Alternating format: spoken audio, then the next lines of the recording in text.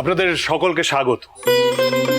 নাটোর থেকে রাজফরমান নিয়ে আমরা এসেছি আমাদের ভবানী মা মানে নাটোরের রাজরানীর বাপের বাড়িতে। উদ্দেশ্য বিধেয় আপনারা সবই বুঝতে পারবেন। এখন দেয়ান মশাই সে পত্রখানি আপনাদের সামনে পাঠ করে শোনাবে। দেয়ান মশাই।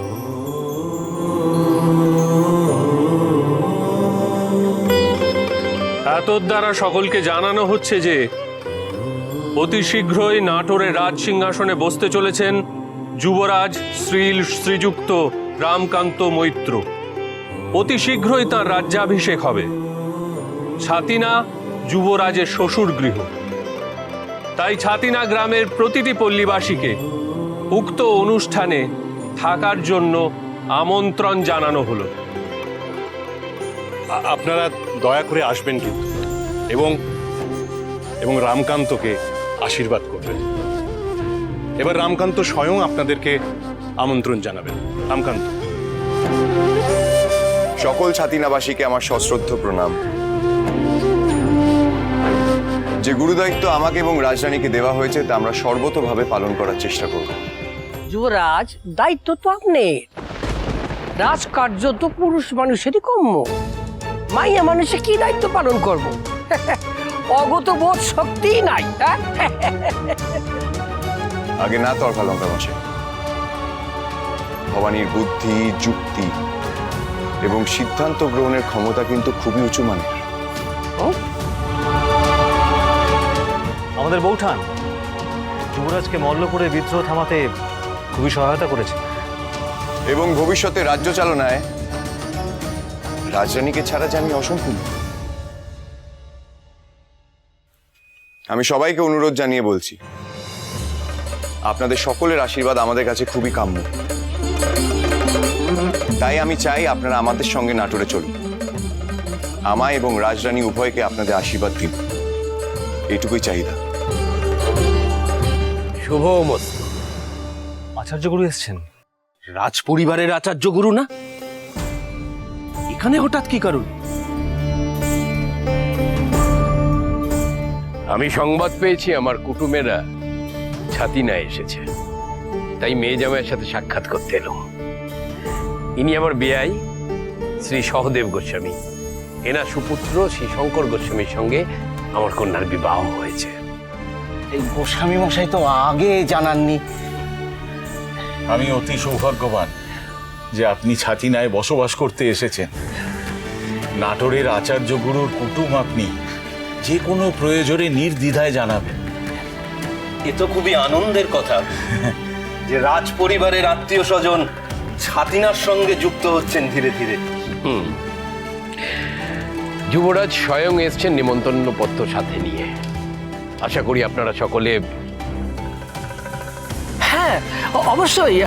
আপনি চিন্তা করবেন না গুরুদেব, আমরা সকলেই ওই যুবরাজের রাজ্যাভিষেকে থাকব।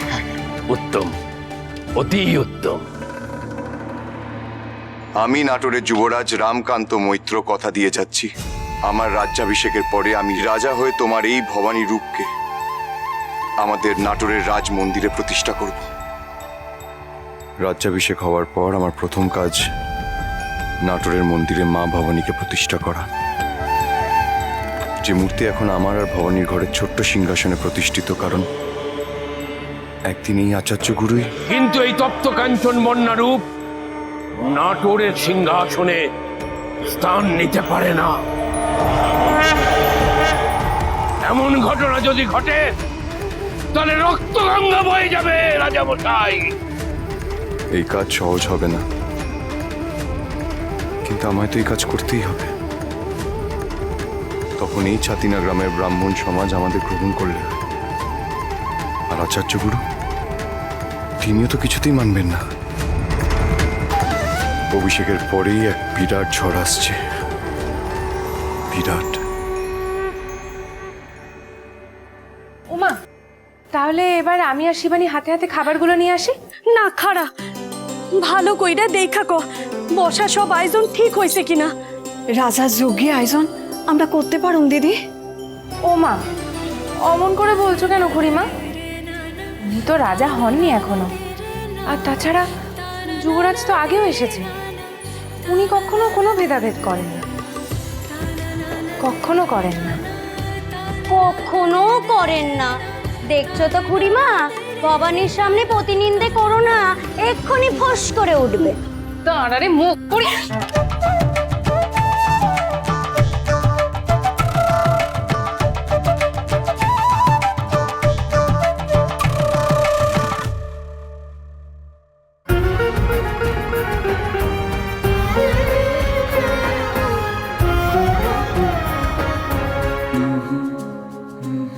হইল, যে সর্বনাশের ভয় পাইতেছিলাম তাই হইল। সত্য ঠাকুরপো, যুবরাজ কিন্তু এক্ষুনি বকবেন। কেন যেতে যেতে এত বকাঝকা খেতে যাও বলো তো? তার থেকে বরং এসো, খেতে বসো। আজ আমি শুধু পরিবেশন করব। মা আর খুড়িমা মিলে রান্না করেছেন। এই সাদামাটা রান্না, রাজভোগ নয় কিন্তু। দেখো তোমার মুখে আবার হচ্ছে কিনা। শ্বশুর ঠাকুর কোথায়? ডাকো তাকে। ওকে এসব বলে কোনো লাভ নেই ভবানী, ও শুধু শুনবে, শিখবে। যা ডেকে নিয়ে যাচ্ছি। আসো জামাই বাবা, আসো।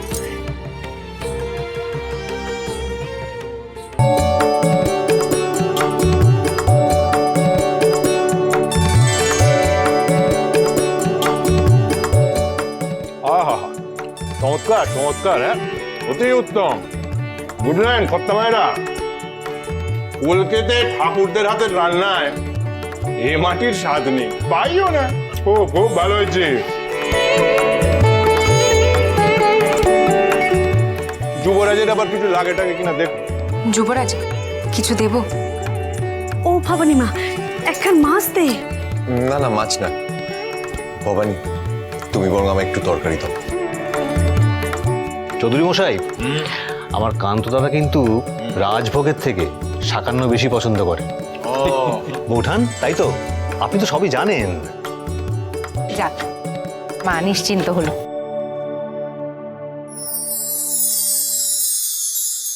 ও মা, এ কি দয়ারাম দাদা, আপনি তো ঠিক করে কিছু খাচ্ছেনই না। কি দেবো বলুন? কে বললে? তবে রাজরানী, আমার আবার শাকান্নে তেমন রুচি নেই। তবে এই মাছের কালিয়ার যা সুঘ্রাণ বেরিয়েছে, এখানা খেয়ে নি, তারপর আপনি না হয় আমায় আরেকখানা মাছ দেবেন। যুবরাজ, আজ আচার্য গুরুর সঙ্গে দেখা হয়ে যাওয়াটা কাকতালীয় ঘটনা। উনি কিন্তু জানাননি যে ওনার কন্যার শ্বশুর ঘর এই ছাতিনা গ্রামে উঠে এসেছে। উমা, তাই নাকি দয়ারাম দাদা? তাহলে তো আচার্য গুরুর কন্যার সঙ্গে একবার আলাপ করতে হয়।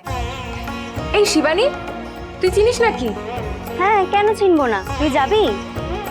আচ্ছা বেশ, তুই কাজকর্ম সেরে নে, তারপর নিয়ে যাবো কোন।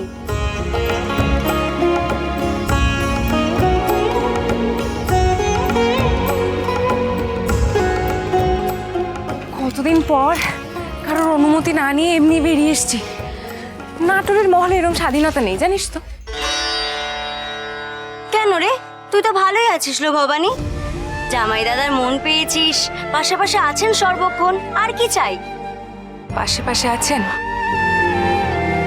হ্যাঁ, তা আছেন। শুনলাম নাকি পণ্ডিত মশাইদের সামনেও যুবরাজ বলে গেছেন এই চণ্ডী মণ্ডপে দাঁড়িয়ে যে এই অভিষেক তোদের দুজনার, তেনার একা নয়। কে দেয় বল দেখি এমন মর্যাদা আজকের যুগে? হ্যাঁ, মর্যাদা পেয়েছি ঠিকই, কিন্তু ওনার মন পেয়েছি কিনা জানি না রে শিবানী। এই মুখপুরি, এই এত হেয়ালি কিসের রে তোর? চোখে হারাচ্ছেন তোকে জামাই দাদা, তারপর কোন মুখে কইলি যে মন পাসনি? বেশি কথা। আয় আয় দেখি, ওই যে সামনে দেখতে পাচ্ছিস আচার্য গুরুর মেয়ের ঘর। আয়, খিড়কি দিয়ে ঢুকবো আমরা। রাজরাজেশ্বরী রানী